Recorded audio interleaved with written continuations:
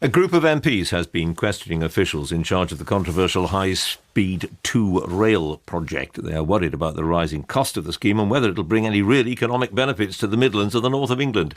Our Parliamentary Correspondent Susan Hume is in the House. The website for the High-Speed 2 rail project promises it'll bring the UK's Victorian railway infrastructure dramatically into the 21st century, releasing space on crowded lines and bringing the whole country closer together. Some MPs aren't so sure. Why should we assume that a faster connection, half an hour's travel less to get to London, will encourage development in Birmingham? The Labour MP Austin Mitchell questioning leaders of the HS2 project. The whole of the last century, London, the great Wen, has been sucking talent, has been sucking jobs, has been sucking people, has been sucking industries, has even been sucking my kids down to London. What is there in the high-speed train that's going to reverse that? Aren't we just going to really hear a big high-speed sucking sound amplified? The line is supposed to go first from London to Birmingham and then onwards via 2 branches to Manchester and to Leeds. Appearing before the MPs on the public spending watchdog, the PAC, was David Prout, the Director General of the HS2 project, who explained why it was good for the north. If Birmingham is only 45 minutes from London rather than an hour and 15 minutes from London, there's less need for the industry and for the officers to move to London. It provides greater accessibility for the people who are living and working in Birmingham to be used to perform functions which otherwise might be performed in London. And Philip Rutman, the top civil servant at the Department for Transport, insisted the new line was crucial to stop overcrowding on existing lines, as he explained to a sceptical committee chair, Labour's Margaret Hodge. The one which will get full first, indeed it is already just about full in terms of train paths, by the mid-2020s it will be full not just in terms of train paths but also passengers, is the West Coast Main Line. And the West Coast Main Line is the single most important artery in our railway system. Where's the evidence for that? I've searched high and low for the evidence. It's not in the report.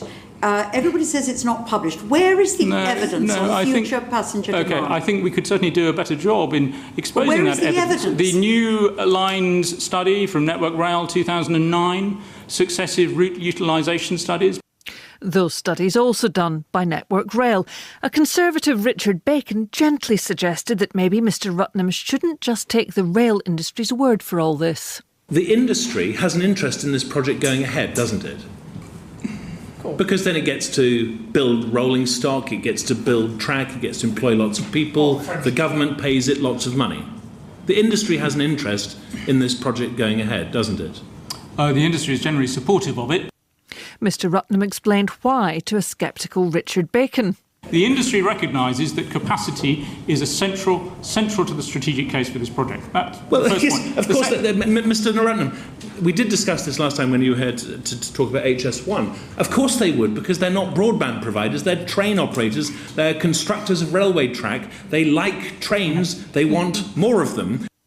And then there are the costs. Margaret Hodge wasn't happy about that either. Before there's been a spade in the ground, all the costs are moving in the wrong direction. Is that correct? Costs are going up, benefits are going down. Philip Rutman didn't refute the figures. The projected cost for the completed line is more than £42 billion. About a third of that is a contingency fund, a buffer in case a current expected costs go up. But is even that enough, given that the route's not settled and it's highly controversial?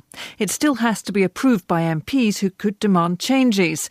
The government's chief auditor, AMYAS MORSE, pressed David Prout from HS2. If it was that there was some really material change, like further tunnelling or anything of that sort, then I take it you wouldn't regard that contingency as enough to absorb something of that sort. Is that right? Is that right? The contingency would not include major changes in scope, for example, that the Select Committee might require. So if the Select Committee requires an additional station, that is not included in the contingency. If it required 20 more miles of tunnelling, that is not included in the contingency.